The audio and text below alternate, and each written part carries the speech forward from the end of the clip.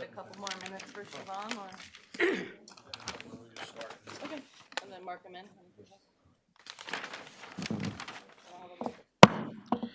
Township of Edison Zoning Board of Adjustment special meeting of November 25th, 2025 is now in session. Adequate notice of this meeting, as required by the Open Public Meetings Act of 1975, has been provided by the annual notice published in the Home News Tribune on December 13th, 2024, has been posted in the main lobby of the municipal complex on December 18th, 2024.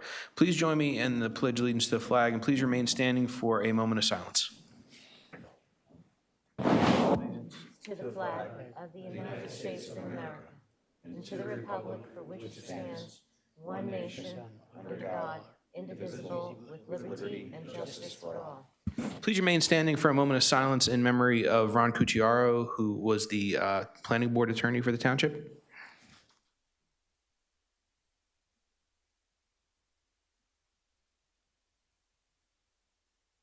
Thank you.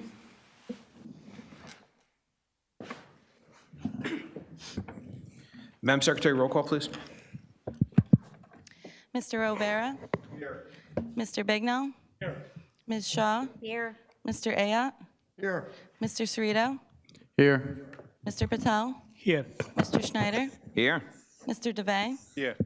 Vice Chair O'Gorman? Here. And Chairman Kumba. Here. Thank you.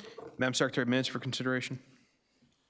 Minutes of October 14th, 2025 for approval. What's the board's pleasure? What was the board's pleasure? Motion to approve. Second. Motion made by Vice Chairman O'Gorman, seconded by Mr. Schneider. Roll call, please. Mr. Cerrito? Yes on the motion. Mr. Chabra? Oh, sorry. Mr. Schneider?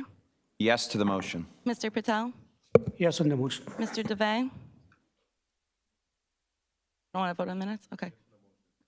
Okay. Vice Chair O'Gorman? Yes on the motion. And Chairman Kumba. Yes on the motion. Thank you. Thank you. Madam Secretary, first resolution for consideration. E22-2023 MNAR Edison Infinity, a one-year extension approval. What's the board's pleasure? Motion to approve. Second. Motion made by Vice Chairman O'Gorman, seconded by Mr. Schneider. Roll call, please. Mr. Cerrito? Yes on the motion. Mr. Schneider? Yes to the motion.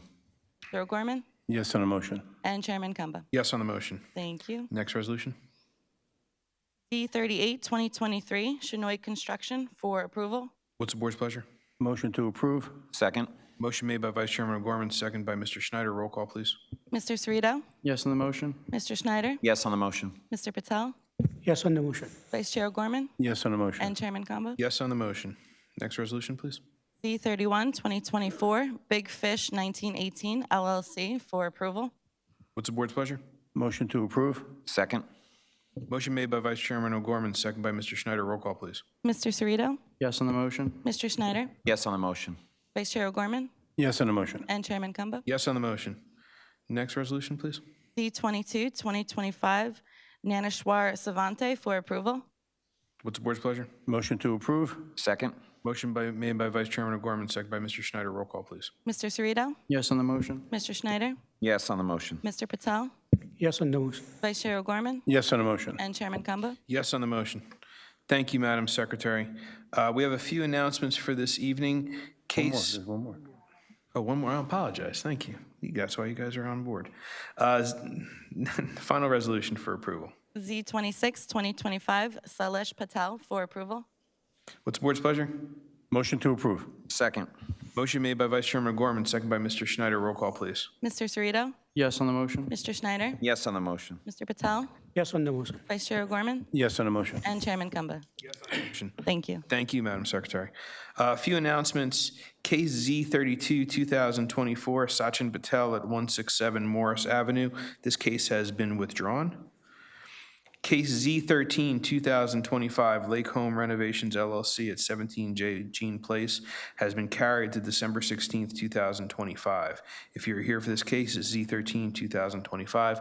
It will not be heard this evening. It will be heard on December 16th, 2025, with a meeting beginning 7 p.m. here in Council Chamber. If you received a notice, you will not receive another notice. This will serve as your notice. KZ2, 2020, Lamar Advertising and Penn LLC at 81 and 101 US Highway 1 has been carried to December 16th, 2025.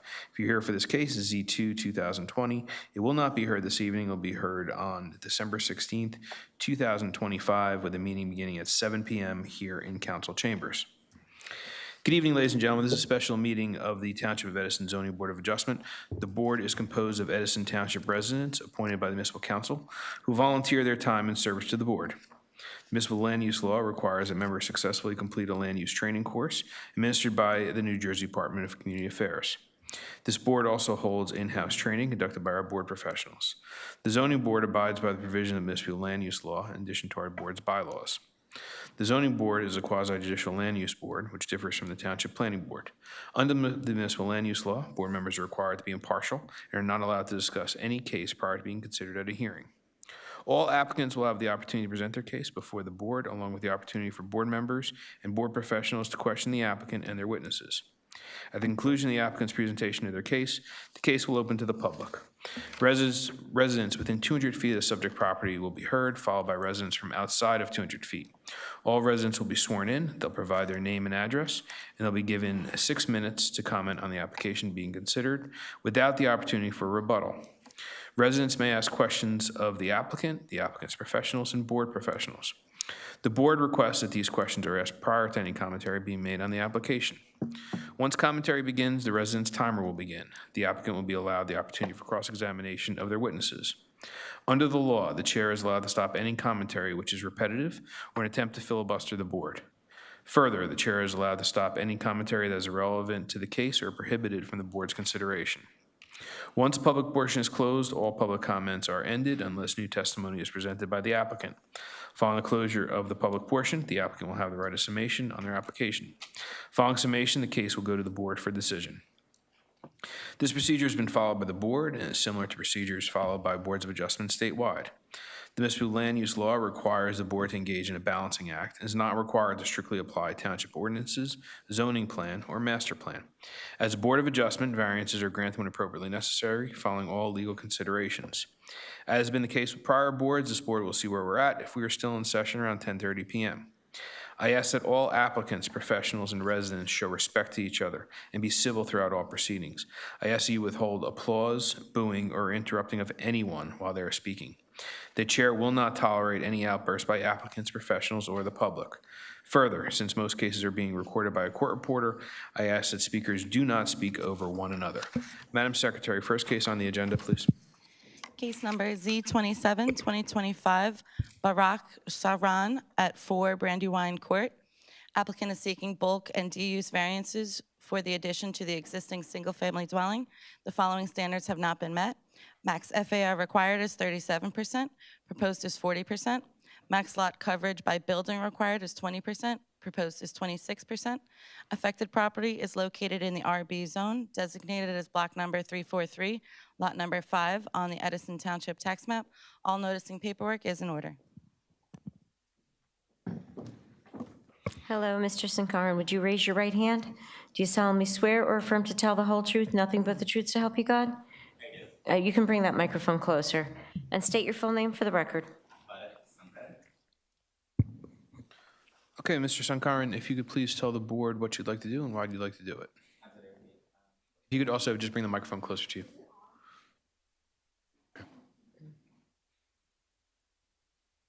Can you hear me? Oh, there we go. You now. Thank you so much. Perfect, thank you. For the record, my name again is Bharat Sankaran, and I'm here with Veena Savant, a professional planner who's helping me with this case.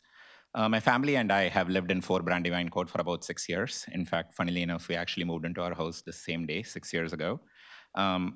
We are proud to call Edison our home, and we have children who attend the schools. So we basically have a new baby, and our family is at a pivotal moment. I mean, our once adequate home is just bursting at the seams right now with both our children, and we just want to create a safe and nurturing environment for our children.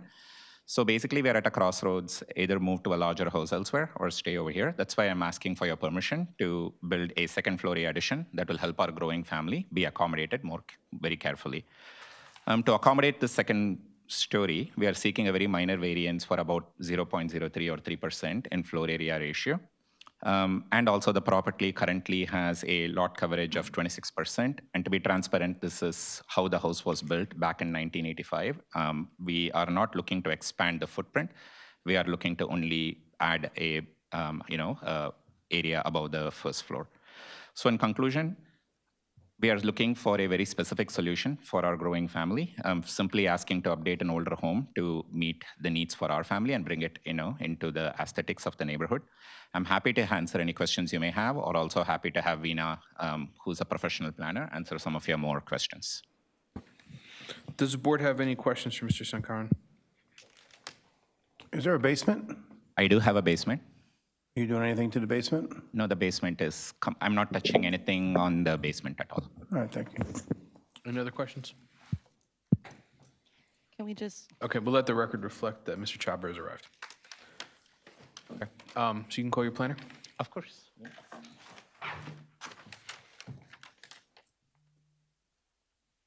Would you, first is, I see that you have exhibits, but let's swear you in. Raise your right hand. Do you solemnly swear or affirm to tell the whole truth, nothing but the truth, so help you God? You need the microphone, and please state your full name for the record. It's Veena Savant, S-A-W-A-N-T.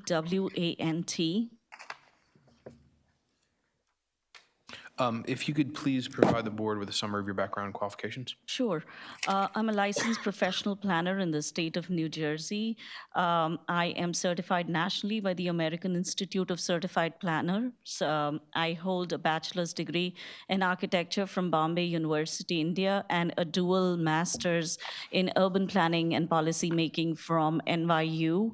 I have been practicing since 2004, and I have testified before this board numerous times, as well as I have testified in many other municipalities in Middlesex, Bergen, Sussex, Middlesex County. I currently serve as the planning director of Old Bridge Township.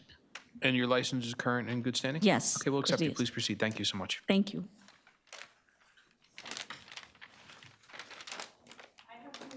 Oh, hold on, you're gonna need the microphone, so why don't you, you wanna take them? If there are two exhibits, we're gonna mark them as A1 and A2.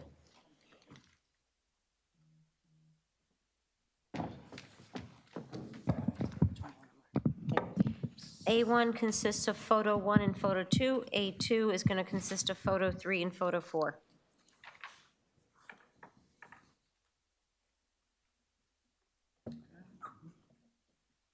You can proceed. Good evening, board members. So I've personally inspected the subject property located at 4 Brandywine Court, also known as Block 495, Lot 66, per the tax map in Edison Township. I have reviewed the zoning requirements for RBB residential zone, the existing conditions, the proposed second-story addition prepared by the architect, and I have looked at the neighborhood as well. I've been retained by the applicant to provide professional planning testimony in support of the bulk variance. The applicant and their family, as the applicant mentioned, has been residing at 4 Brandywine Court for the past 6 years. They are established members of Edison community with deep ties within the area. Their children attend Edison Public School. The family recently welcomed a child, creating a legitimate need for additional living space. The existing home is actually a ranch-style home with 3 bedrooms, and the bedrooms are much smaller.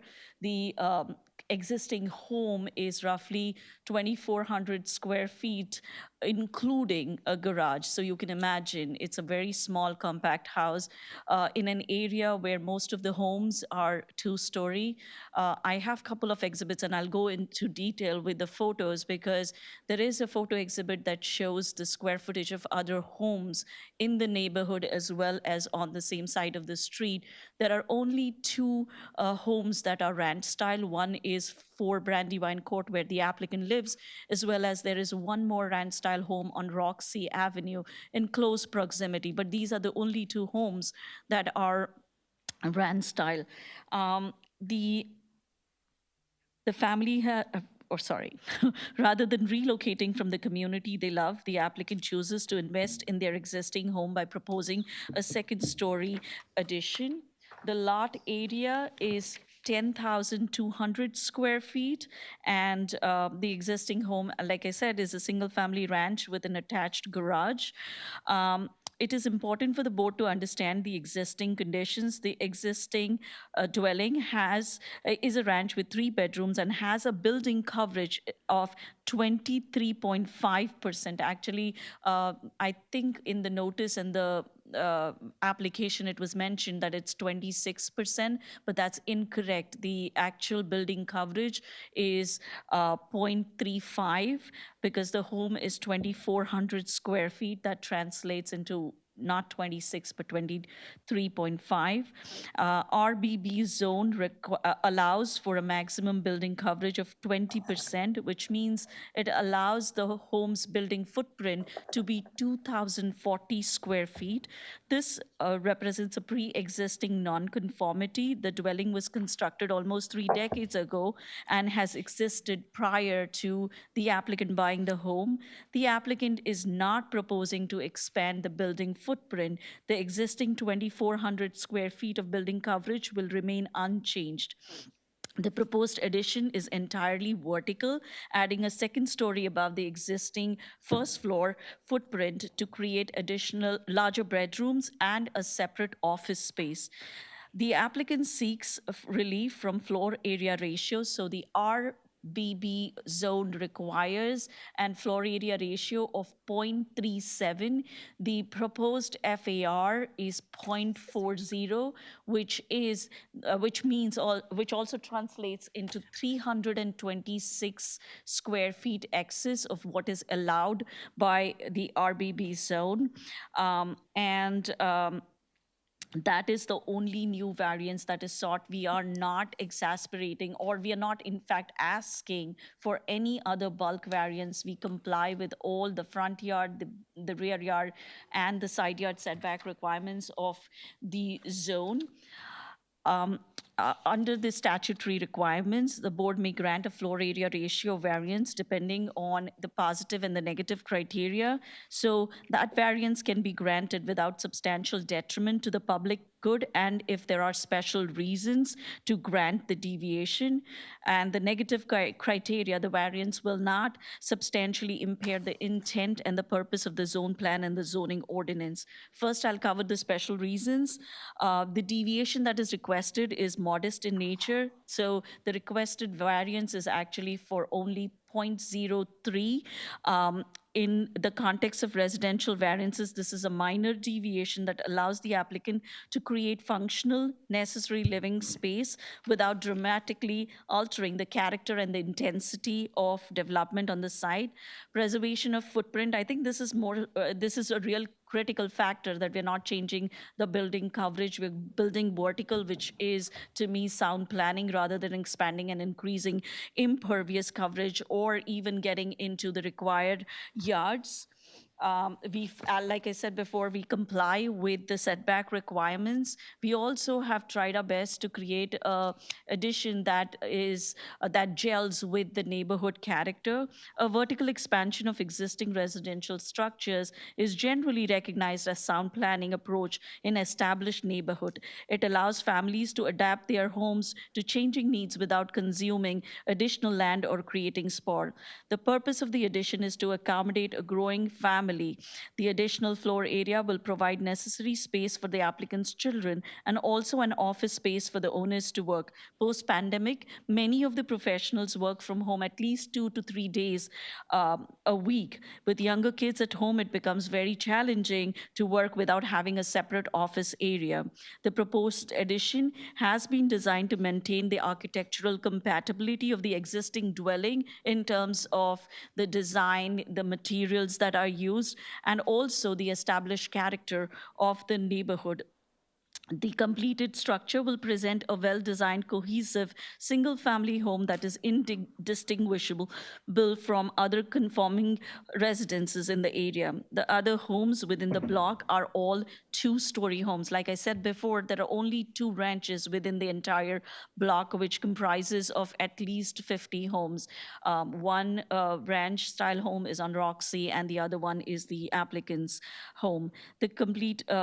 The other homes homes in the block, within the same block, are all 2 stories. This is the only home in the block that is ranch style, thereby creating an anomaly. The home with the proposed addition would measure 4,100 square feet. And this is where I want to walk you through the exhibits, actually. The first exhibit is an aerial just to show where the 4 Brandywine Court is located.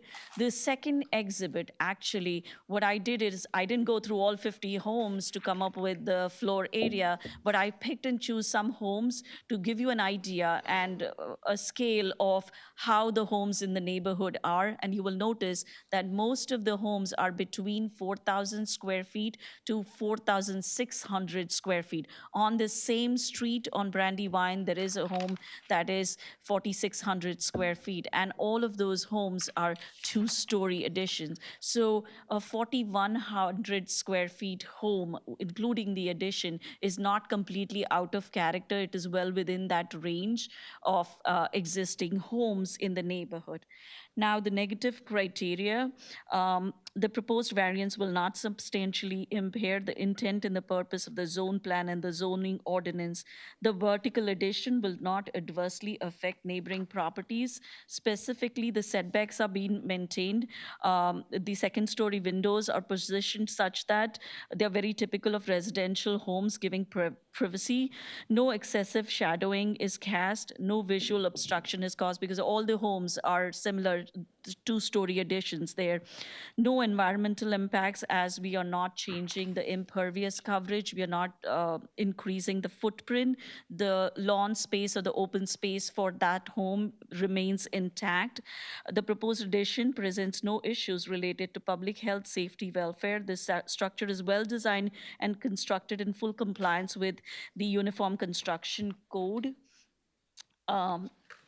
Going back to the pictures that are provided to you, photograph 3 and 4 shows aerial imagery and a street view to show other homes in comparison to this home. And you can see that this home is clearly much smaller than the other homes. It does have a bigger footprint slightly, but it's because there is no vertical expansion. And the deviation that we are asking for is only for 326 square feet. There will be no change in the density with the addition. We are again preserving the yard space, and the scale based on the photograph 3 and 4 is compatible and consistent with what exists in the neighborhood.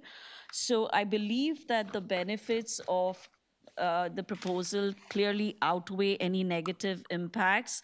The applicant does want to reinvest in the property and continue to live there, create a more workable space for the family and for the growing needs of his children. We are preserving the building footprint and the open space. The architecture is compatible, in my opinion. The minor deviation caused does not actually cause any negative impacts, and I would request that the board grant the requested variance. If there is any question, I'm ready to take it. Thank you so much. So I have a question. So just for the record, so the floor area ratio is 0.40? Yes, Okay. it is. So your floor area ratio certification is correct, but the variance application, if so approved, if you agree to just submit a amended Yes, variance that is application, correct. just so that we can clean up the building coverage number and make sure we're correct on that. That is floor area correct. So when we file for permits, we'll fix that because it's just a mathematical error by the architect. I just recalculated the numbers. ratio. Absolutely. That's all. Okay, thank you so much. Does the board have any questions for Ms. Sawant? Mr. Chairman, Vice Chairman? to expand on that, in reference to the floor area ratio, on your drawing EL-100, it mentions .41. You'll correct that also? Yes, yes. In the future, check it, please. Right? Actually, the architect We is, shouldn't be sitting up here picking up your mistakes. Oh, is the it's not architect? my mistake, know, actually, it's but the the applicant- architect. But yes, Any other questions for Ms. Sawant? Mrs. Ave? So the current use of the house is the one family, and it has one kitchen. yes. Basement is finished. There's kitchen in there or no kitchen?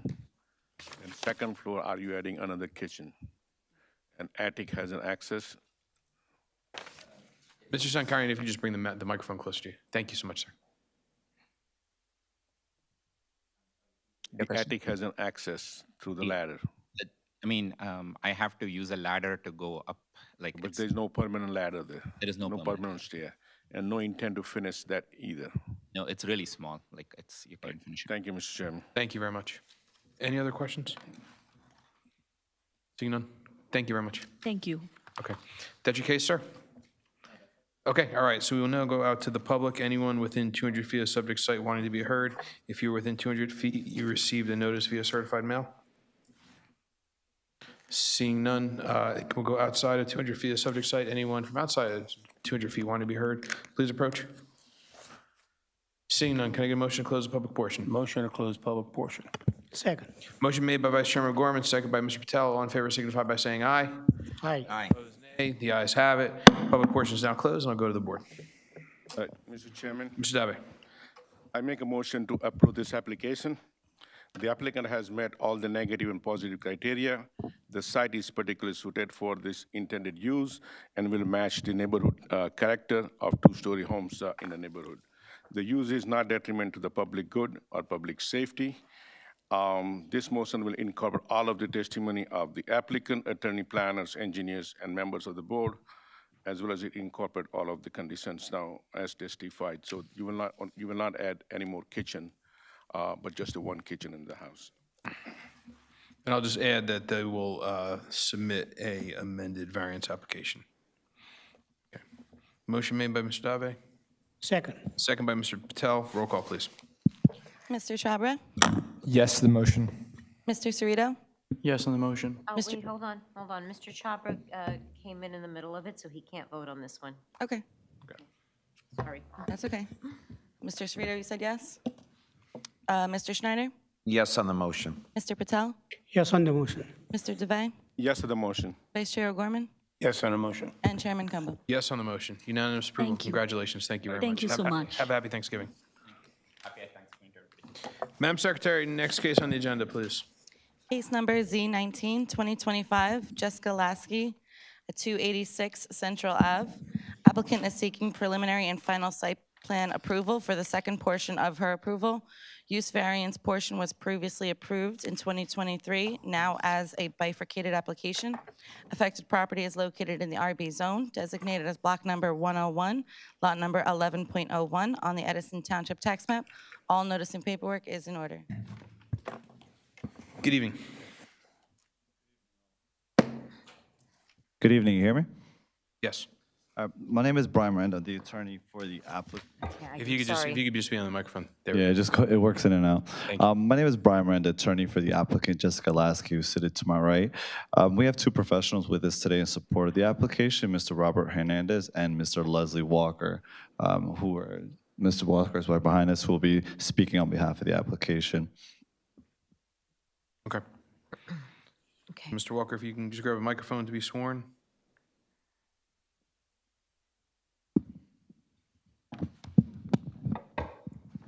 Yes, Sir, raise your right hand. Do you solemnly swear or affirm to tell the whole truth, nothing but the truth, so help you God? I do. And state your full name for the record, please. Leslie Walker.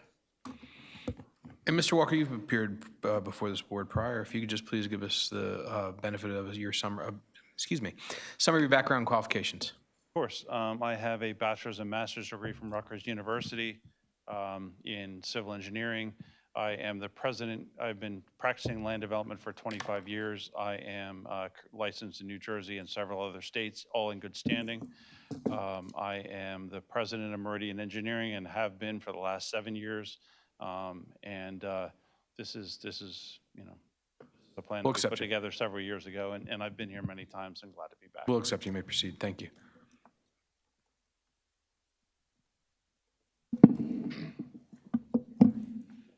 So first exhibit is just a colored version of the site plan. I'll mark it as A1. Is that good? A1.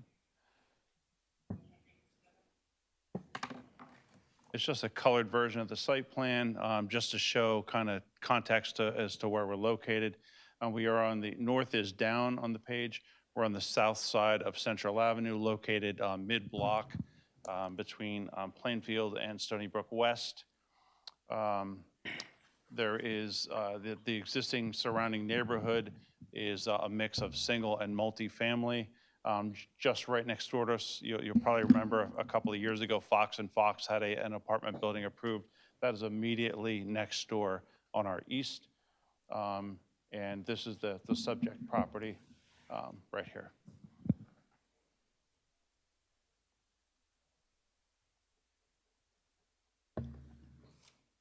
Also, north is down on the page. And this is an exhibit you're marking as A2? Yep, this is the same version, just blown up, so it's easier to see. So these are all just colorized renderings of what has already been submitted to the board? That's correct. Okay, do you folks need, okay, so the board secretaries will require a copy be submitted tomorrow, if it can be submitted online, Electronically? electronically, I can leave the 8.5 paper by. copies too. I clipped them so that I could How do fold them you up want- and leave Okay, them. that's fine. Yep. So 286 Central Avenue had a single-family home with a detached garage in the back, a long driveway along the western side, and 2 sheds and a in-the-ground pool. As it stood, there were existing nonconformities for front yard setback, about 14.8 feet where 25 was required, and the accessory building setback of 1.3 feet from the rear yard because the shed was too close to the rear yard, 3 feet was required. All of those are mitigated. The sheds in the house have already been removed, so those conditions are no longer, and the application requires no variances, right? It's odd that we're here. We don't need any variances, but we're here. We're here because when the original application was heard, there was a settlement, and part of that use variance for the multifamily use in this zone, part of that, the requirement was that we come back and we present the plan to the board at a later date. So we're here with a plan that is fully conforming, no need for any variances, but as a condition of the use variance that was granted a couple of years ago. So it's a duplex home. One unit has 2 bedrooms, the other only has 1 bedroom. They both have a home office. They face the front, they face the street, they face Central Avenue. The garages, the front doors, everything face the front, as you would expect for a traditional home layout. Each unit has a 1-car garage and a 12-foot wide garage with a driveway that is more than 25 feet long. So the car and the 2 cars fit in the driveway and the garage. Street trees are provided as required. There's a 1 per 50 feet required. We have 75 feet of frontage and 2 street trees are provided. There is a strip of landscaping between the 2 driveways, and then some landscaping provided at the corners to kind of soften around the porches.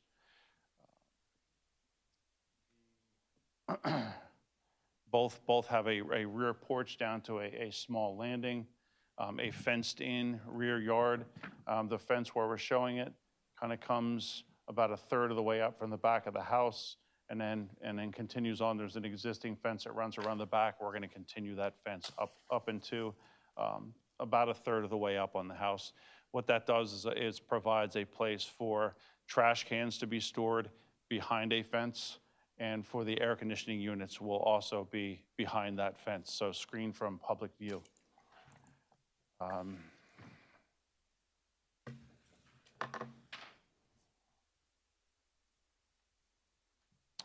From stormwater grading and stormwater perspective, the back of the property sits around elevation 101, and the street is in the 96 range, so it drops off 4.5 to 5 feet from the rear to the front, over 245 feet.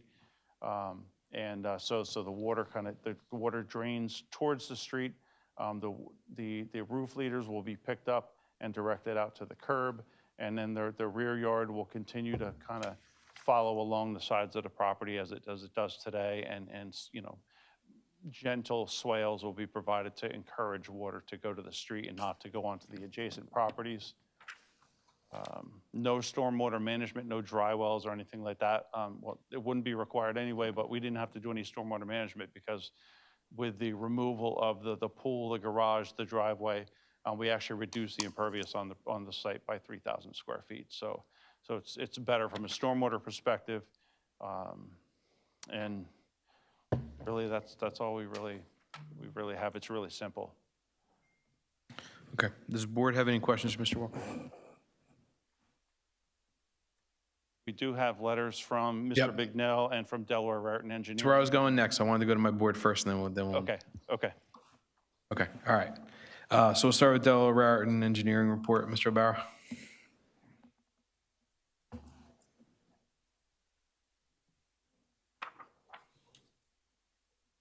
Chairman, thank you. Evening. I had an opportunity to review Mr. Carley's July 9, 2025 letter. There's some informational comments. I would say the predominant technical comments have been addressed either by the testimony that Mr. Walker has given tonight or the information that's been previously provided. The remaining comments that are to be addressed, I would categorize as just administrative in nature. So if he's comfortable representing that they can comply with those as a condition of any board action, I would be satisfied. We'll comply. Excellent. Mr. Bignell. Yes, Mr. Chairman, we had several comments that I think that the engineer has already addressed. The only one I'm concerned about presently is the pipeline buffering. Have you applied for those letters? We do, and we can provide those Okay, letters. so I have no other issues with this. Okay, great. Thank you very much. Anything to add, Mr. Walker? No, I think All right. we're good. No, thank you so much.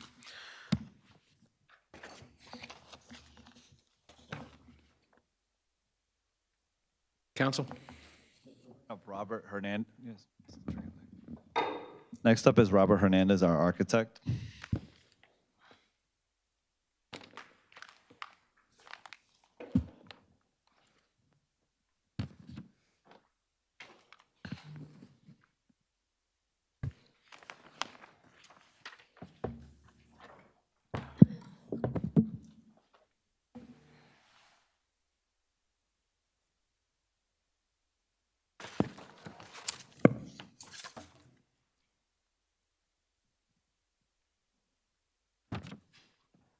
Mr. Hernandez, would you raise your right hand? Do you solemnly swear or affirm to tell the whole truth, nothing but the truth, so help you God? Yes, I do. And state your full name for the record. Roberto A. Hernandez, architect. My office is located in Metuchen, New Jersey. I've been practicing now for 13 years, and before that, I used to work for a local architect, Thomas Bayo Architect, who's now practicing out of Millburn, New Jersey. I've been before this board multiple times, as I have before other boards across New Jersey. Yeah, it seems like you were just here last week. Last week. Yes, sir. Licenses are still current, in good standing? Yes, it is, and it expires 2027, July right. 31. Hopefully, we're still here.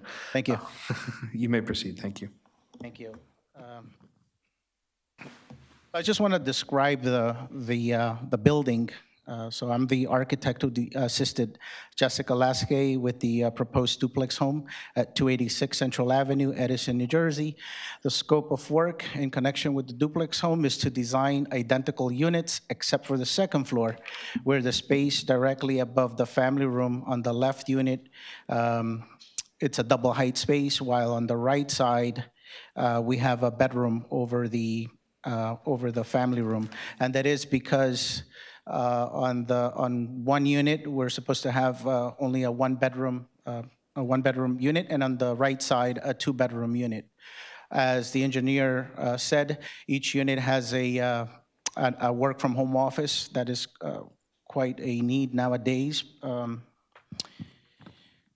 So on the first floor, as you can see from page 1A1 of the plans that you have, each first floor is approximately 987 square feet, plus an additional 316 square feet single-car garage. Each floor plan is comprised of an open concept living, kitchen, family room area, a small mudroom, a coat closet, a full bathroom, as well as the stairs that go up to the second floor. The units are a mirrored version of each other on the exterior, and on the interior, almost a very close match. On the proposed second floor, each unit is comprised of a full master suite, comprised of a sleeping room, an open sitting room area, a walk-in closet, and a master bathroom. Also a laundry room, a work-from-home office, and a hallway to lead to all the spaces. We were granted a variance approval to have 2 bedrooms on the right side unit and 1 bedroom unit and 1 bedroom on the left side unit. As such, an additional bathroom on the hallway to serve that additional bedroom was designed on the right side unit. So the right side unit has 2 bedrooms on the right side, and the unit on the left has 1, which is the master bathroom, also accessible from the hallway. The second floor unit on the left is approximately 1,043 square feet, and the right side unit is 1,333 square feet, and that is because we're constructing over the family room. For the foundation, we originally designed the entire wood-framed building to be constructed over a crawl space foundation. However, my client wishes to have the option of an unfinished basement. I'm not sure if you have a copy of that, but I actually have the plans of the proposed unfinished basement with me, and I want to show it to you as an exhibit, I guess, if you don't have. So I substituted the crawl space foundation on page A1 for an unfinished basement.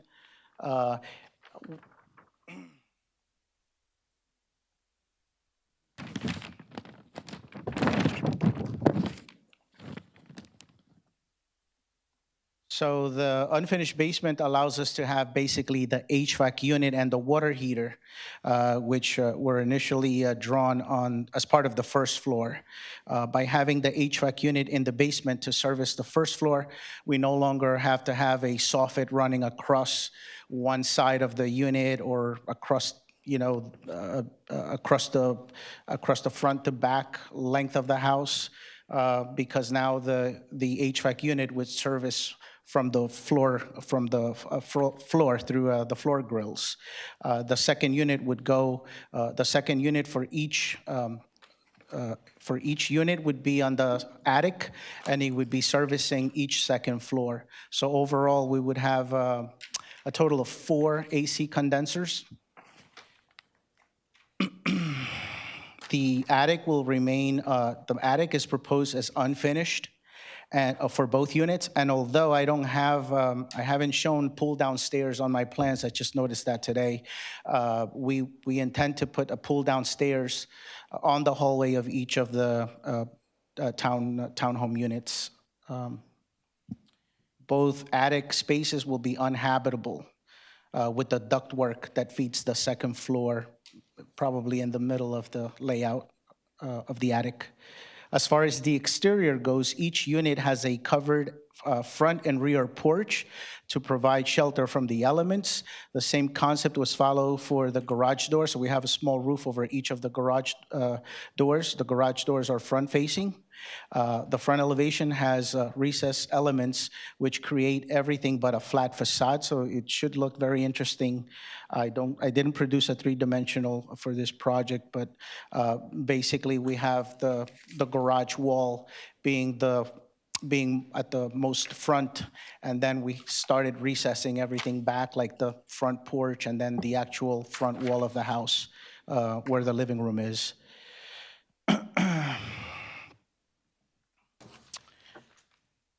And as you can see from the front facade, which is on page 1, which the only thing I altered on that was basically now showing you that we are proposing an unfinished basement. Those are the clouds that you see on page C1. This is probably a new exhibit to you if you don't have. The roofing material will be fiberglass, 30-year roof shingles. For the siding material, we originally proposed James Hardy, but however, due to the higher cost of materials now, we would like the option of a high-grade vinyl siding or James Hardy as we originally designed. The front porch and rear porch, the ceiling of those porches will have a fiber cement or PVC beadboard ceiling. The front doors feature 36-inch wide doors with side lights on each side. For the AC condensers, I know that I initially show one condenser for each unit. One is on the left side exterior wall, the other one is on the right side. I'd like to have the option of placing the AC units again directly behind the family room, which faces the backyard of the house. Mr. Hernandez, if I could stop you for a moment. So the plans that you're citing to right now, without having marked as exhibits, are these plans that were not already provided? Do any board members have a copy of the plans he's talking about? Anyone? The only thing I altered was going from a crawl space to an optional. It's still a unfinished difference in basement. the plan as to what's submitted. Am I correct? I believe so. Okay. So we're going to mark that exhibit as, I think we're up to A3. We're going to mark that exhibit as A3, and you're going to be submitting those to the board secretary. Well, we have a holiday week. When do you folks want it? Okay, I can so send by a digital Monday? copy tomorrow. You can do it tomorrow? That would be even better. So that's A3. Were you referencing any other exhibits that have not been provided to the board? Yes, on page A1, I substituted a crawl space foundation for an unfinished basement. That's on my page A1. So your page A1 is now going to be A4, which you're also going to submit. Okay. And the location of the AC condensers.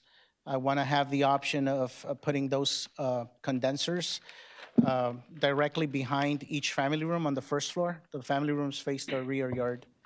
Is this also an exhibit not having been provided, or was it provided? I'm not sure that was provided, but this is my page A2, the only change I made. So And again, obviously, the stairs to go to the basement now. so you have modified exhibits that have not been provided to the board. So now we have an A3, A4, and an A5, correct? Yes, So you're going to be submitting those by tomorrow to the board secretary. yes, I will. If it pleases the board, the air conditioning units are shown on my exhibits. They're on yours, okay. So he's just talking about, we show them on the side, back corner of the house. He would just like to rotate them around to the backyard. So it's still within the enclosed backyard. You still won't see them from the street, so it still complies. But they're shown on yours in a different location than where they're shown on his, am I correct? Inside the backyard. Okay, and you're looking to have the board approve what's on A5. Is that correct? Which will be now the Yes. new A5? It's Okay. just optional location for the AC I condenser. just want the board to be clear that when I'm going to write this resolution, if these are not the plans that were submitted, I need to have the plans marked and submitted because we're all going to be relying on what the board is approving. Okay? Continue. You can proceed. Thank you. I think I'm done. Okay. All right, does the board have any questions for Mr. Hernandez? Mr. Chair, I have a question. Mr. Chauber? Mr. Hernandez, so you said you're switching to a crawl space, correct? Repeat that again? So you're saying that the basement is going from slab to crawl space? It's going from a crawl space into a basement, into an unfinished basement. Okay, and what's the reasoning for this? I can take the HVAC unit, which previously was on the first floor, as well as the water heater. They used to be on a room on the first floor. Now I can bring them down to the basement. My electrical panel can be in the basement. My incoming utilities, gas, water, Okay. sump pump. What's your, is there any egress or ingress into your basement from outside? No. Okay, and what's the height of the basement? The height of the basement is 8'7". Okay, and there's no base, Repeat? there's no basement underneath the garage, correct? And the garage is just, it's on the first floor, on ground. Okay, and there's a separation between both units in the basement? Absolutely. The separation between both units happens right in the center of the width of the entire building. Okay. All right, thank you. Thank you. Any other questions, Mr. Hernandez? Yeah, Mr. Chairman. Mrs. Ave? So originally it was two zone, one zone for each unit. Now you have a two zones air conditioning system? Yes. And then you had the And the reason, both condensers for each unit going in the backyard. yes, directly behind the family room wall, directly behind the rear One fan coil unit goes in exterior the wall. basement, and another fan coil unit in the attic? And then, yes, so just to be clear, the HVAC unit, there's going to be one unit in the basement and one in the attic, but their respective condensers, which would Would be be in the two, backyard. would be outside. Okay, and same for both the For each units? unit, yes. Okay. And the attic is unfinished, The attic unhabitable? is unfinished. On purpose, we're putting pull downstairs, and I'm just putting the ductwork right in the middle of the attic. And you said that there's no outside entrance into the basement? No outside entrance into the basement. The only entrance into the basement would be from the stairs, which are stacked one over the other. Like the stairs to the basement are stacked underneath underneath the stairs going to the second floor. So it's not going from the garage to the basement? No. From the house to the basement? No. And only one kitchen in each unit? Only one kitchen in each unit. That's it. Thank you, Mr. Chairman. Chair, Mr. Ayotte? is there any plan to finish the basement in the future? That would be a question for my client. I doubt it because we did another house on Central Avenue a few years ago, and we had issues with the water table. So, but we do want to have a basement because an unfinished basement makes that basement warmer. So, it's just much better. Okay, so there's no plan to finish the basement? She has no plans to finish the basement. Okay, thank you. Thank you, Mr. Ayotte. Any other questions, Mr. Hernandez? Mr. Chairman. Vice Chairman? So on your drawing A2, where you have the water heater and the HVACR unit, what is that room going to be? On both units, it just became a coat closet. It's going The to be a space closet? the space that I previously had allocated for the water heater and the HVAC units, they're now just a coat closet adjacent to the bathrooms. All right, so from the first floor, how do you get to the basement? From the first floor, basically you have the stairs that go up to the second floor. They're right here, right past the front-facing window. So you take the stairs up to the second floor, but underneath that, on the other end, we take the stairs down to the basement. So we're stacking the stairs, one over the other. Any other questions for Mr. Hernandez? Okay, seeing none. Thank you very much. Counsel?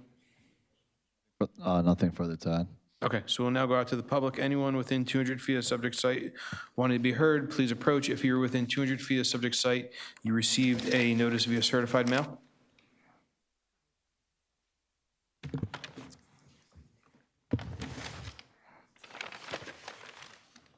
Sir, raise your right hand. Do you solemnly swear or affirm to tell the whole truth, nothing but the truth to help you God? And state your full name for the record.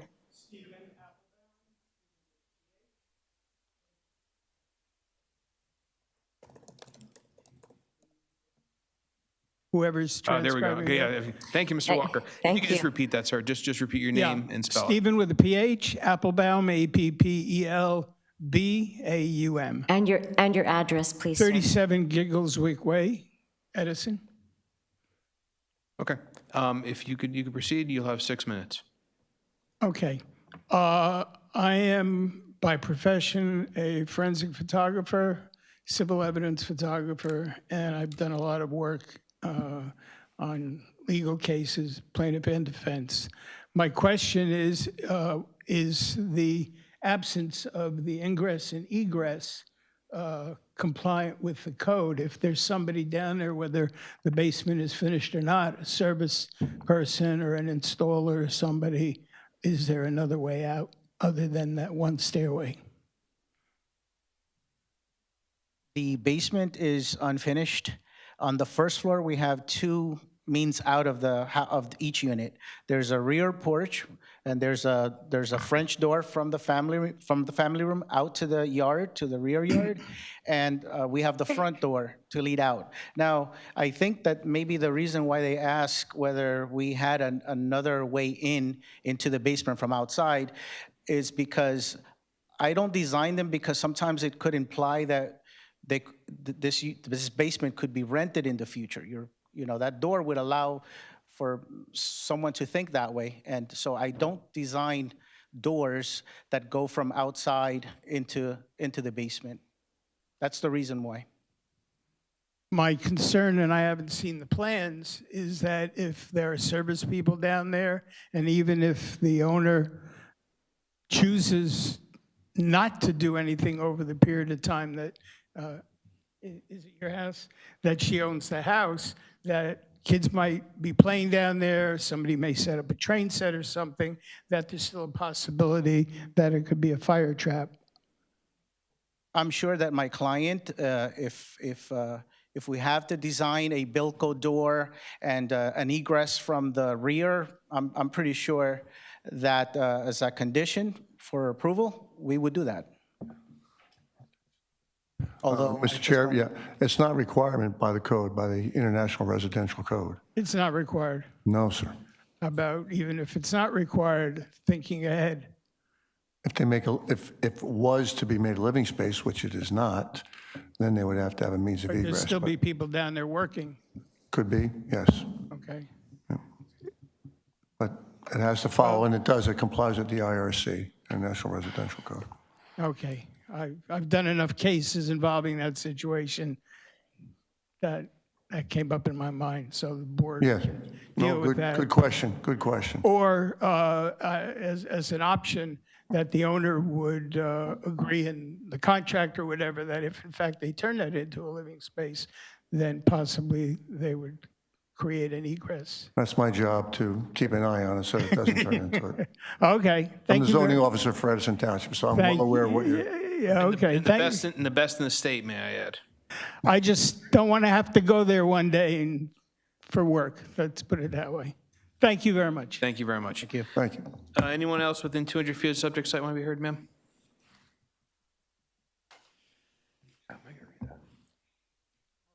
Ma'am, would you raise your right hand? Do you solemnly swear or affirm to tell the whole truth, nothing but the truth, so help you God? Yes, I do. And state your full name for the record and provide your address. Karen Bornes, 284 Central Avenue, Edison, New Jersey, 08817. You may proceed, ma'am. Thank you. Okay. First of all, I don't know if it's conflict or not, but we received notice for the hearing for November 18th. We never received a written notification that the hearing was rescheduled. Neither did some of my neighbors. So, ma'am, when you have the November 18th notice and we had a meeting on that date, we announced it as a record, and so therefore carrying it to today's date is still appropriate. Okay. I do have a couple of questions, though. What is the setback requirement for the structure being built, either from the street and from the adjacent properties?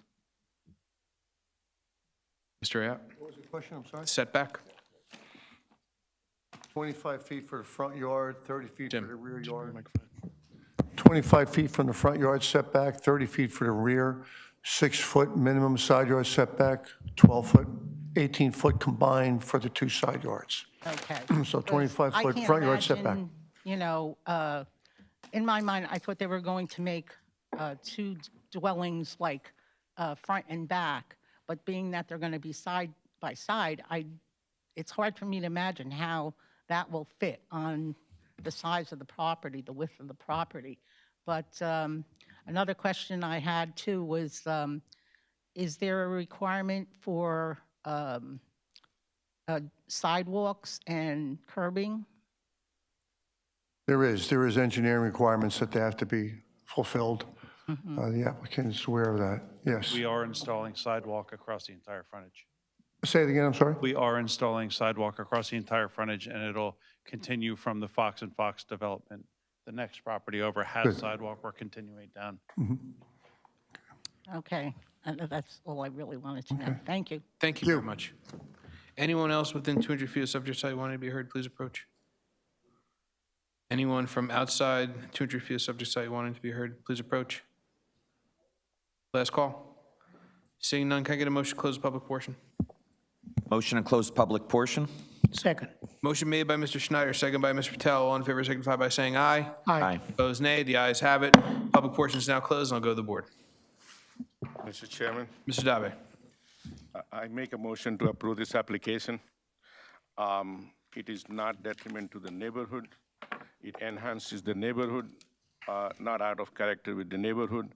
And this is the application for the preliminary and the final site plan approval of the previously approved application. This motion will incorporate all of the testimony of the applicant, attorney, planners, engineers, and members of the board. And it will have the following conditions. Basement is going to stay unfinished. There is no outside entrance to the basement.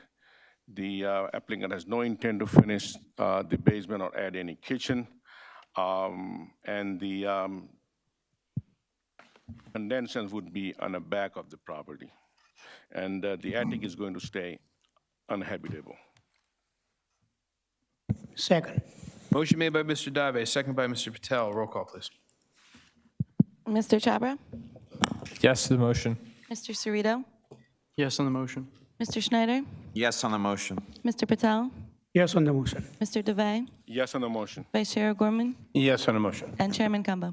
Yes on the motion. Unanimous approval. Congratulations. We're going to take a 2-minute recess to allow the next case to set up.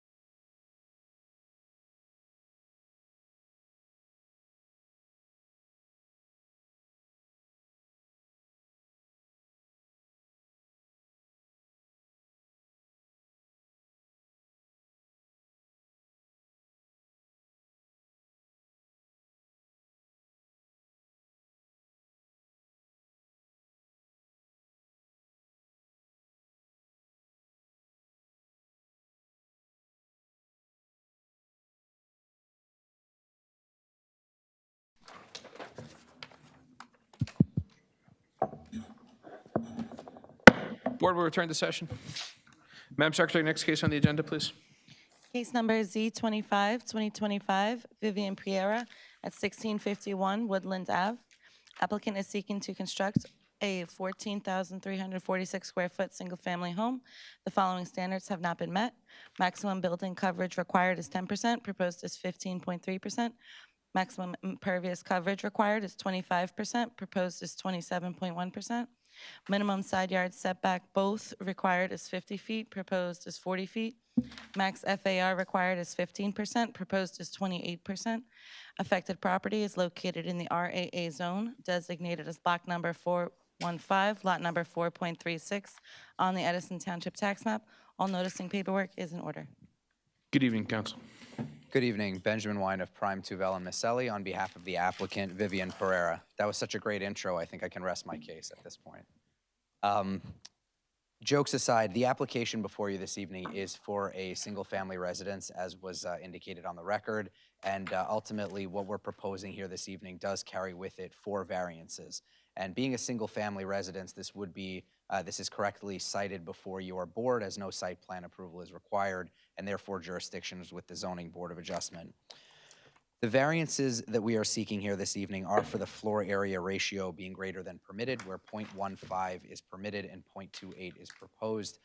That would be a D variance, as I know the board is familiar with. The 3 other variances that we have for you are C, or bulk variances. One for building coverage, where 10% is permitted, 15.3% is proposed. The second one is for impervious coverage, being greater than what is permitted, 25% is permitted, and 27.1% is proposed.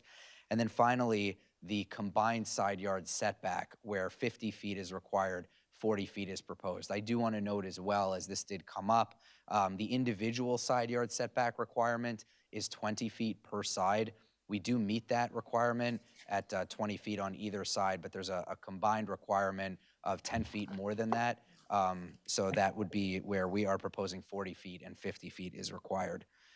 You'll see as we go through this application that the site itself is certainly located in a very nice part of town, to put it bluntly. But in addition to that as well, it is kind of a unique shape property that was created by subdivision before the planning board a few years ago. And that subdivision resolution is, of course, in your packet and part of the record as well. So we do have a slightly oversized lot, and we are on a street known as Out of Bounds. Technically, the address is, as was put on the record before, on Woodland Avenue, but it is that right-of-way called Out of Bounds that kind of snakes its way through this part of Edison, and our property is located on there. So with that, I have 3 witnesses that I intend to call as part of this application. I would start with our site civil engineer, Aaron Chan of Stonefield Engineering and Design. Our second witness is Nehal Javeri, who is our project architect.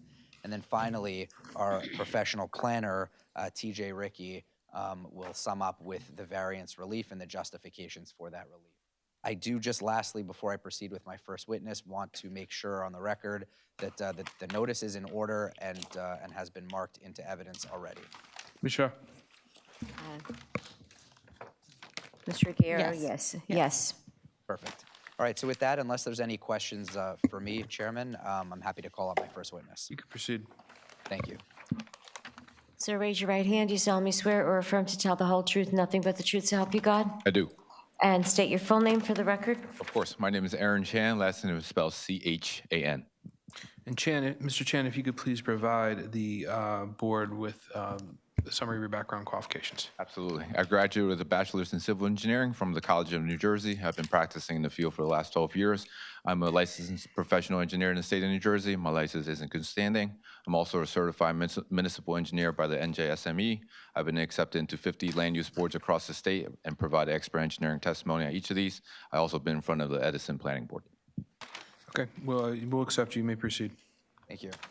So, Aaron, what I would ask you to do is as you bring up your plans, talk to the board about the existing site conditions and what we're proposing here tonight. And I would just add as well If you do present anything that was not previously submitted to the board, just indicate as such so that we can get that marked into evidence. Absolutely. The first thing I'll introduce is an aerial exhibit. This is the only item that was not provided to the board. All it is a simple, high-quality and recent aerial imagery of the existing site and its conditions. Beyond that, I'll go through the submitted site plan that should be in the board packet.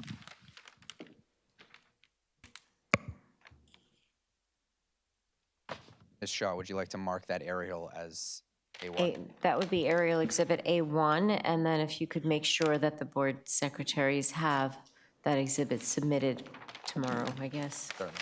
Okay. Okay, so here's the aerial exhibit I referenced, title aerial exhibit. I marked it as A1. It's prepared by Stonefield Engineering, November 19, 2025. So the subject property, as mentioned, is the result of a 3-lot subdivision. And to the west of the site is this private right-of-way that's called out of bounds, and that's approximately 850 linear feet off of Woodland Avenue. So it's kind of tucked away in this sliver of town in North Edison. And to our east, we have single-family residences. To our south, same thing. To our north, as you can see, we have also the Plainsboro Country Club, also to the east in North Edison, like I mentioned, and then the Woodlands townhome development to the west. This particular lot is 1.17 acres and that's 51,215 square feet where 40,000 square feet is required. The lot depth is 338 feet where 190 feet is required. Back when the subdivision was done in front of the planning board, it was a fully conforming lot, slightly oversized in its area, slightly oversized in its depth. The width is conforming, and went over some of the surrounding uses. It's all within the RAA zone, except for the townhome development, which is the RA townhome zone. And that said, I'll go over the proposed residence via the submitted site plan. Just give me a second.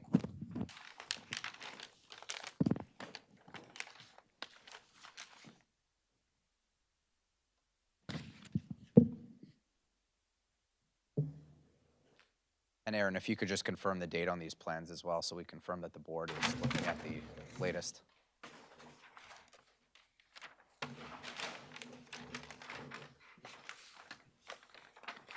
What I pulled up is the submitted site plan. It is dated March 7th, 2025. I pulled up sheet C4, which is the site plan. And what you're seeing is the proposed single-family residence. It's fully compliant in its location with the front yard setback, with each of the side yard setback of 20 feet on each side. It doesn't comply with the combined of 50 feet, given it's 20 and 20 on the side. The building height fully complies with the 44-foot height. It's 41.83 based on the calculation of the existing grades adjacent to the corners of the building. And again, the access is through that private roadway, the out-of-bounds roadway into the site. Again, 850 linear feet from Woodland Avenue. And the home itself has a 3-car garage, has space for 3 additional parking spaces in front of each of the garage bays. It has a 50-foot long driveway, so there's adequate room for parking. And the project that's proposed in its entirety, the building coverage, as mentioned already, is over the 10% requirement at 15.3, and the impervious coverage is slightly over the 25% requirement at 27.1. And in order to capture some of these overages as far as impervious coverage and building coverage, we actually designed a large stormwater basin system underneath of the proposed driveway that's leading out back to out of bounds. And that particular chamber system, it's 60 inches in height. It's a parabolic chamber that's underground. And that's really intended to capture all of the runoff on this particular site, treat it and attenuate it prior to discharge into the conveyance system that's underneath of the roadway. I believe in the township's minor development standard, the calculation for 3 inches of storage per the net impervious square footage add, that calculation adds up to calculate to around 2,400 cubic foot. The chamber system we have proposed on site actually is 3.4 times that required volume at 8,200 cubic foot of storage, and that allows for some large stormwater benefits just to remove the surface runoff, put it underground. Some of it will infiltrate back into the ground prior to discharge into the pipes and inlet structures in out of bounds. And as part of this project, we did a simplified landscaping plan. The site as it sits today is largely a cleared lot. There's a handful of trees that will need to be removed in order to make room for the proposed home. And based on the calculation for the tree removal and subsequent replacement, we're actually proposing the compliant number of tree credits to satisfy that requirement. I'll flip to the landscaping sheet in our plan set so it's clear.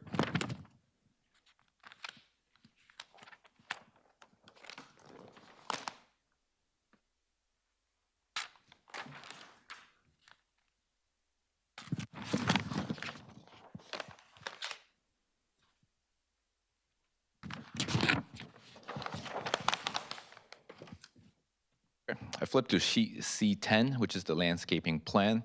And what the landscaping plan is showing is perimeter landscaping around the entire perimeter from the second back half of the house all the way along the edges. And as I mentioned, this is a compliant as far as the number of tree replacements that's needed to satisfy the township's ordinance. I believe it was 50 credits based on our calculation. And what we did with this plan was 20 evergreen trees and 15 deciduous trees. Really, the design is to provide, 365 all-season green screening as well as some seasonal color interest in the way of the deciduous trees on site. That does not include any of the landscaping that the homeowner will eventually put in at the base of the house, also across the yard. But really, our intention here is to comply with the township standards as far as the removal is concerned. And that being said, I try to keep it pretty brief. I want to make a little bit of time for the architect to show the elevations of the home, walk through the floor plans, as well as discuss the FAR that we're proposing. Yeah, Aaron, I just wanted to confirm any lighting that's going to ultimately be proposed on site, that would conform with the township requirements. Is that correct? Correct. Okay, and just lastly, on the utilities, you have no concerns that, obviously this was subdivided for the purpose of constructing a single-family residence, but you have no concerns that the utilities can adequately serve the site, is that correct? Correct, yes. Okay, thank you. So Chairman, I have nothing further for this witness. Thank you. Mr. Chen, your stormwater management plan, has it been reviewed by the township engineer? I have not seen an updated review. We did submit this some time back, but it actually is well oversized, as I previously mentioned. Okay, well, that's for him to decide. Mr. Wine has not been submitted. Is there, Madam Secretary, was there escrow paid to it so we can have the engineer review this? We did seek escrow in order to get a review done if the board so thought it fit, since it's a residential and we don't normally have our professionals review residentials. So my concern is the size of the home. I don't know where my colleagues on the board are, just given the size of this home. And what the subdivision was approved at, it was reviewed during the subdivision approval back in 2019, but you're going for a larger home than what was proposed. My suggestion would be, and I see if my colleagues agree with me, that it should be reviewed by our township engineer. I mean, we take no exception to that. That's Okay, all right. So then you guys, you're the applicant will then do some homework, and the Madam Secretary will provide you with how much is due to the escrow, and we'll give Mr. Carley some homework. Sure, sir. All right, thank you. Okay, all right, does the board have any questions for Mr. Chan? Mr. Chair, I have a question. Mr. Chopper? Mr. Chen, so does the current street have storm sewer? Yes. And are there curbs and everything on the street? Yes, so the previous, at the time of the subdivision, was much discussion as far as the need to essentially do some curbing along the driveways, and then I believe some additional work needed to be done to fill some potholes and things like that along out of bounds across our frontage. Okay, do you have that site plan you could provide us with? It's a subdivision plan at the time with generic buildings for each of the three subdivided lots. So do the adjacent lots have curbs at the moment? Not to my knowledge. Okay, so there's storm sewer that you guys would be tying all the roof leaders into? Yes. Okay. All right, thank you. Any other questions? Okay, seeing none. Thank you very much, Mr. Chan. Chair, did you want to open Mr. Chan up to the public, or Nope. do we do that at the end? Nope, that's at the end. Okay, perfect. So with that, I'll call up our project architect, Nehal Javeri.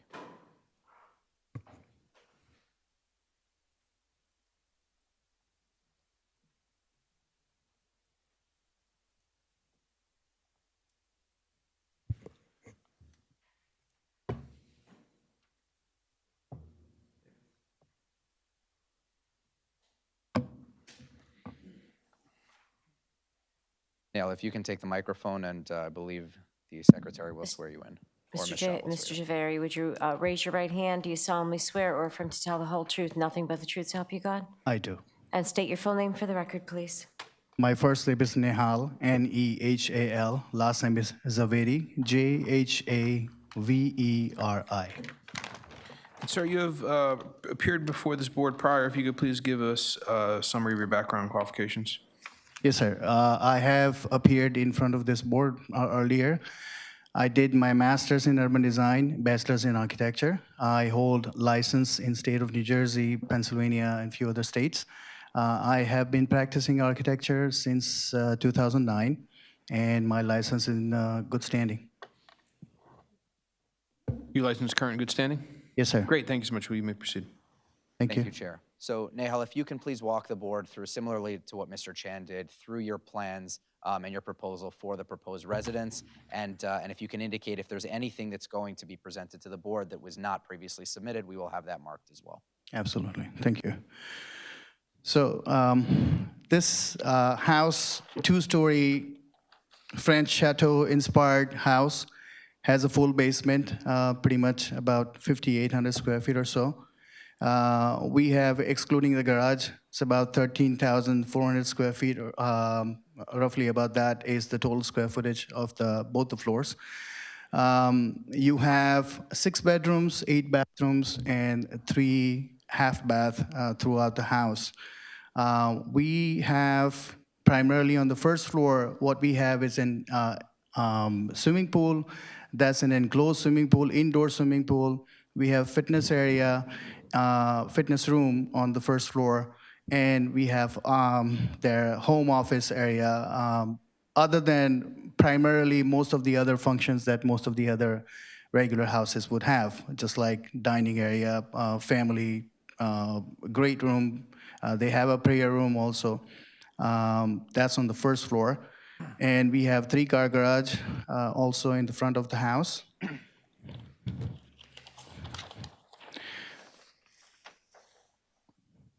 On the second floor, we have 5 bedrooms, and we also have 2 spaces, again, which are not typical of most of the houses. It's atypical here, which is a media room on the second floor, which is primarily the theater, a home theater kind of function, and a small lounge and a bar area up on the second floor. Other than that, all the other bedrooms, the 5 bedrooms, have bathrooms, their own ensuite bathrooms and walk-in closet. There is no finished attic here, so that space is not accounted for. Can I go to the rendering directly or elevations? Sure, and I'm happy to pass out copies Yes, of the exhibit if you like. that is a new exhibit. We didn't have it before. So Nehal, if you can just describe for the board what it is, and I'll go and hand them out individual copies. Sure. So Mr. have Vaughn, you these- could hand them to the secretary. Have those been submitted before? Okay, so we're up to A3. This is A3. Is it just one page? Okay, A3. Ms. Shah, did I miss A2? I thought that was, or was it just A1? Oh, maybe it was just A1, so A2. So we'll call it A2. Yeah, A2.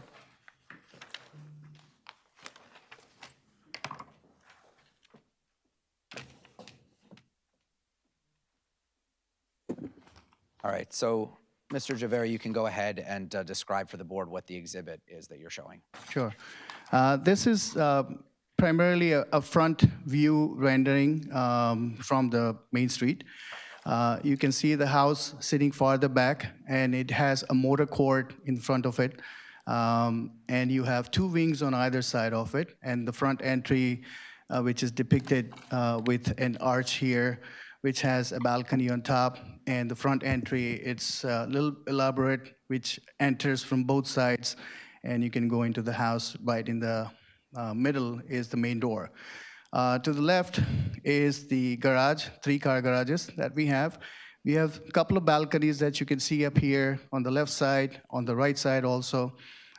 trying to set back the house as much as possible so that it's not like right in your face. The main entrance, again, is tucked back quite a bit, almost 60 feet or so, 40 feet or so from the front of the house. So you can see the main entrance tucked back a little bit.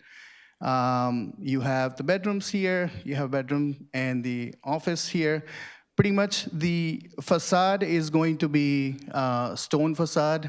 It's a cultured stone facade. That's what we are envisioning throughout the house, front and back. And just primarily just one material, that's what we're gonna have. Other than that, it's, again, it's a French chateau-inspired house. That's what the client was looking for, and that's what we try to give with a little bit of a modern touch to that. And Mr. Javeri, can you bring up your plans then to walk the board through the other sides that are not rendered? Yeah. You can walk through the elevations, please. Sure.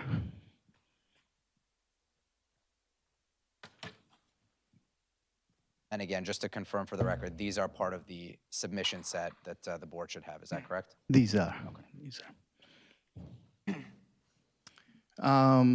Up here, this is SD for front elevation is up to, this is on the top is the front elevation.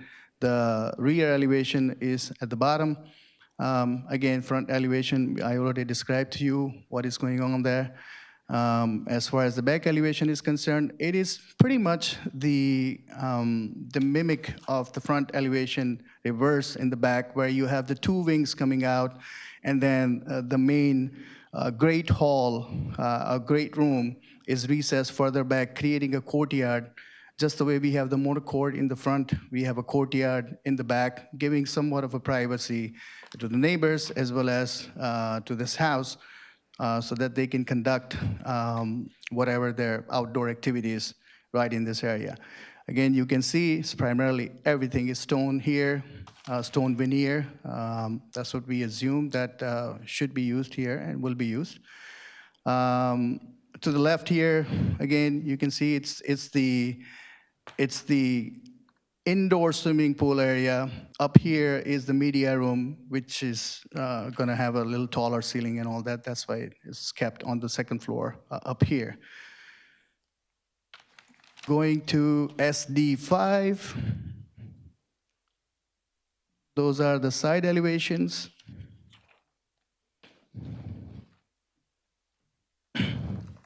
What you have here up top is the right side elevation, and at the bottom is the left side elevation. Just to break the elevations also, not rather than having a long wall here, what we have is two sort of princess balcony areas on both sides, which brings some character to the side as well, and it's not bland. You have plenty of windows all around. It's all stone on this side. And you see a couple of balconies, some relief in the long walls that you have here. Same thing that we have on the other side elevation, which is the left side elevation. You have a couple of balconies that you can see on both sides here. And then you have a little bit of a mass that coming out, which is basically all the bathrooms on the upper floor for a master suite. Again, you can see it's all stone veneer that's applied on this side as well. Thank you. So, Mr. Javeri, my only final or my last question for you, I just want to confirm with the elevations you have up there as well, the materials that have been selected that are going to wrap around the building, there's no lesser grade materials on some of the other sides. Is that correct? They're all using the same high quality materials that are visible on that rendering. Is that right? Absolutely. Yes. Okay. Thank you. So, Chair, I have nothing further for Mr. Javeri. Does the board have any questions, Mr. Javeri? Yeah. Mr. Chairman. Mr. Dave. There was a previous resolution on this property where it says that when it was approved for the final subdivision approval, that on page 13, paragraph 7, which basically says that you would comply with the other bulk standards applicable in RAA zone, including FAR, as well as the architecture design regulation for the new single-family individuals, and you will not seek more variances for FAR or anything else. What changed? So from the legal perspective, just so that the board understands, and I would certainly defer to Ms. Shaw to correct me if I'm wrong, legally, there's no issue with after a subdivision or after any type of application, either the same applicant, the same property owner, or future owner going to the board to then seek relief from something that they had, previously not sought relief from. As to answer your question directly, what changed? The property was sold to my current client, Mr. Pereira, and this is his desire, having purchased the property, to come before the board, seek the relief, and hopefully once we complete our planning testimony, you'll agree that we can support that relief. So your applicant is aware of this resolution? Very much so, yes. Okay. The second question is what the FAR allowed for RAA zone? 0.15 or 15%. How many square feet home maximum? That's maybe a question for Mr. Javeri.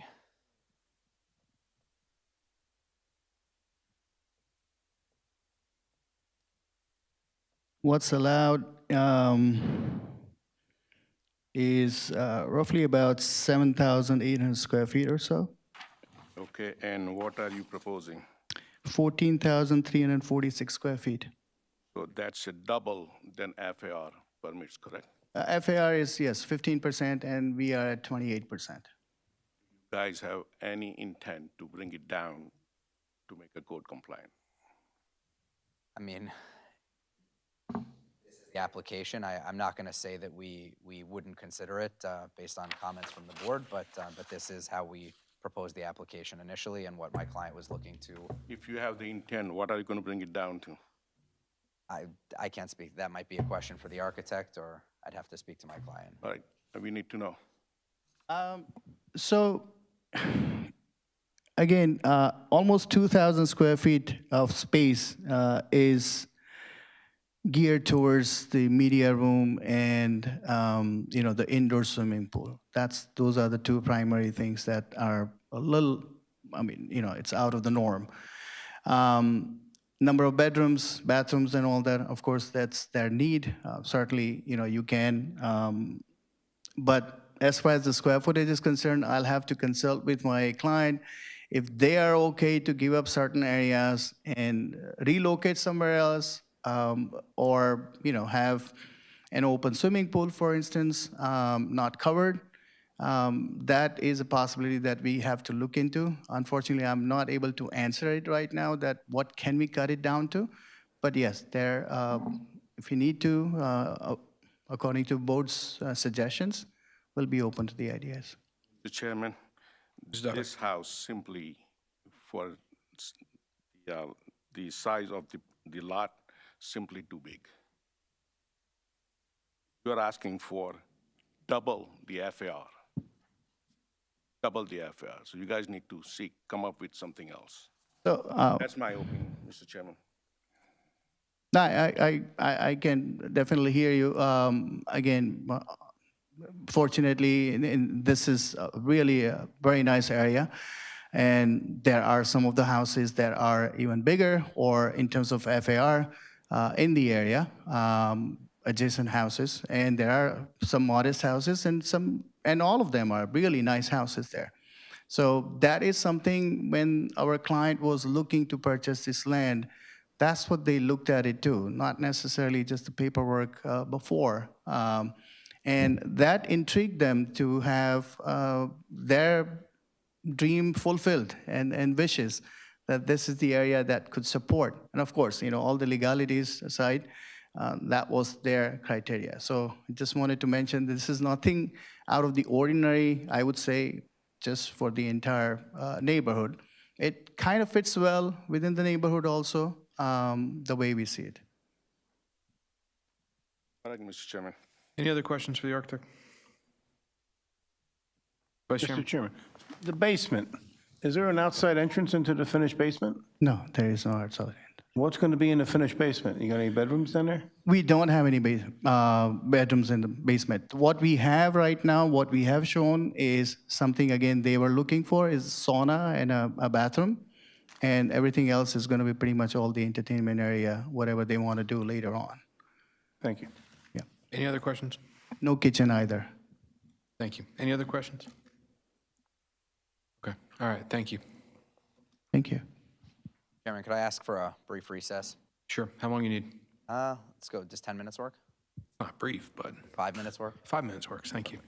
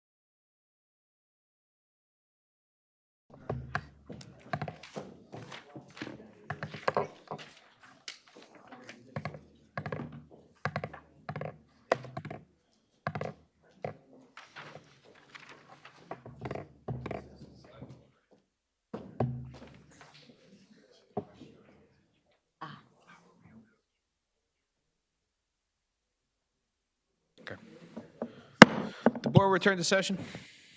Mr. Wine. Sure. So thank you for the break, Chairman.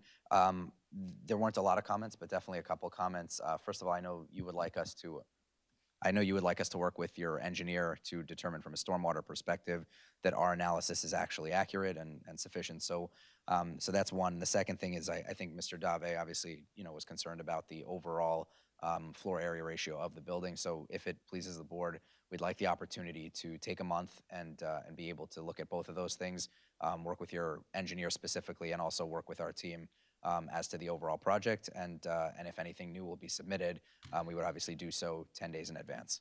Okay. Madam Secretary?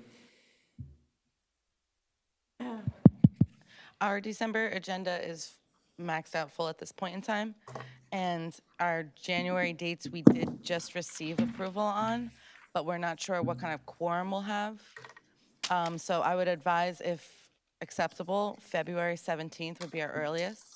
So could I understand the issue. Would it be okay to adjourn then to the December meeting for the sake of, hopefully by then you'll know what January meeting you'll have a quorum, if at all, and we could just carry further? No, so we wouldn't know until council so the current terms expire December 31st. Council reorganizes January 1. They wouldn't get to it until some point, second week of January, best case scenario. So we don't know. Okay, so we don't even know what the January Correct. dates would look like. All right, then let me just confirm that's okay with my team. Okay. If you give me 1 second. Sorry, what was the date in February? 17th? Yes, February 17th.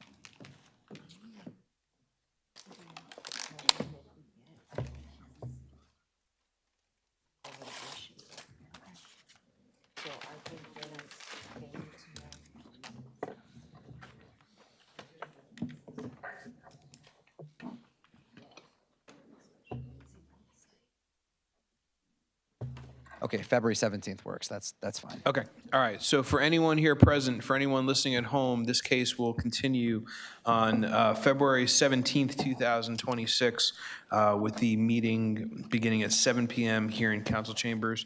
If you received a notice, you will not receive another notice. This case will continue on February 17th, 2026, 7 p.m. Thank you very much. Thank you, everybody. Have a good evening. And happy Thanksgiving. Is there any further? Folks, I'm sorry, there's not a question and answer period. You will have an opportunity when we do open to the public, but as of right now, as I said, sir, there's not a question and answer period. So, sir, I'm sorry, you cannot interrupt the meeting. You're interrupting the meeting because I'm speaking and you're speaking. Okay, So- sir, there is no public comment at this time. There will be no public comment entertained. It is inappropriate. It is illegal to do so under the municipal land use. Okay. Sir, if you're going to keep interrupting, I'm going to have the officer remove you. All right. Madam Secretary, has any other business come before the board this evening? No, that'll be all this evening. Okay, all right, can I get a motion to adjourn? Motion to adjourn? Second. Motion made by Mr. Schneider, second by Mr. Patel. All in favor signify by saying aye. Aye. Opposed, nay. The ayes have it. Board stands adjourned. Thank you, everyone, for coming out tonight. Thank you to the board members, our municipal staff, and our board professionals. Happy Thanksgiving to all of you. Thankful to all of you guys. And happy Thanksgiving. Enjoy the holiday. Thank you.